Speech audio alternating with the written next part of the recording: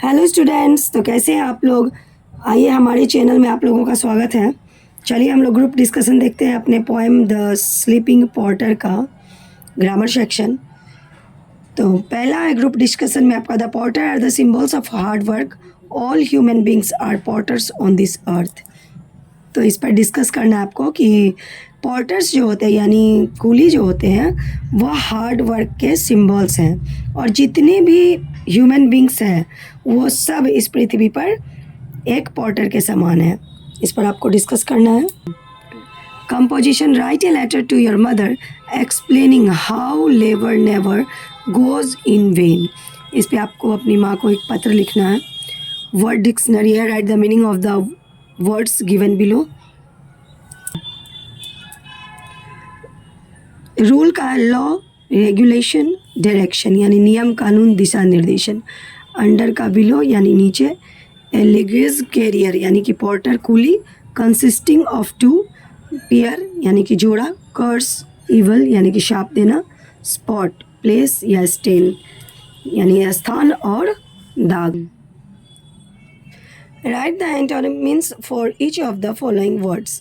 तो इन सबों का जो है सो विपरीतार्थी शब्द लिखना। Load, unload, far, near, hill, earth, dull, bright. Honest, dishonest, dirty, clean, correct, wrong, natural, unnatural. Write as many words derived from the following verbs. इस वर्ब से जितना आपसे वर्ड बन सकता है उसको बनाना है। Hope, hoping, hoped, hopeful, hopeless. Right जैसा आप लोग बनाए कि होप का। Write, wrote, read, writing, written. Do, did, done, doing, did.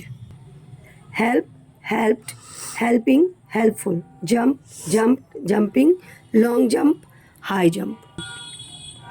ये एक्टिविटी वर्क है। Do a project work on the life of coolies on a railway station. तो आप लोगों को एक प्रोजेक्ट वर्क करना है कूली के लाइफ पे, जो रेलवे स्टेशन पे आप लोग कहीं जाते आते होंगे तो देखते होंगे जो आपका सामान एक जगह से दूसरे जगह पहुंचाता है। इसी कारण उसे पॉटर भी कहा गया है, क्योंकि सामान को एक जगह से दूसरे जगह पहुंचाना ही पॉट कहलाता है। इसी कारण कूली को पॉटर भी कहा गया है। तो इस पर आप लोग एक प्रोजेक्ट तैयार कर लीजिए। Translation, translate the poem into Hindi or any other language that you know. तो इस कविता को आपको हिंदी में ट्रांसलेट करना है या कोई भी ऐसा लैंग्वेज जो आपको पता है उसमें ट्रांसलेट कर सकते हैं। कूली की पीठ पर 25 किलो वजन का गट्ठर बंधा है, जिसे उससे पहाड़ की ऊंची चोटी तक ढोकर ले जाता है। चोटी तक की उसकी यात्रा प्रायः 6 मील की होती है। कूली पीठ पर भार उठाए झुककर धनुष के आकार का बन जाता है। शरीर पर उबड़ी उसकी हड्डियां साफ दिखाई देती है, जो उसकी दुर्बल काया पर खड़ी है। ऐसा लगता है जैसे कूली मात्र हड्डियों का एक पुतला है, जिसमें हार्ट तो है पर मांस कमी है। मौसम की परवाह किए बिना उसे यह बोझ ढोना पड़ता है। जाड़े की कपा देने वाली ठंडक में भी उसे पहाड़ की चोटी तक पहुंचाना होता है, और ऐसा लगता है कि वह प्रकृति को चुनौती दे रहा है। ये पहला पैराग्राफ का है। दूसरा देख लेते हैं हम लोग। कूली के माथे पर एक काले रंग की टोपी है, उसमें गंदी और जिस पर पसीने के दाग पड़ गए हैं।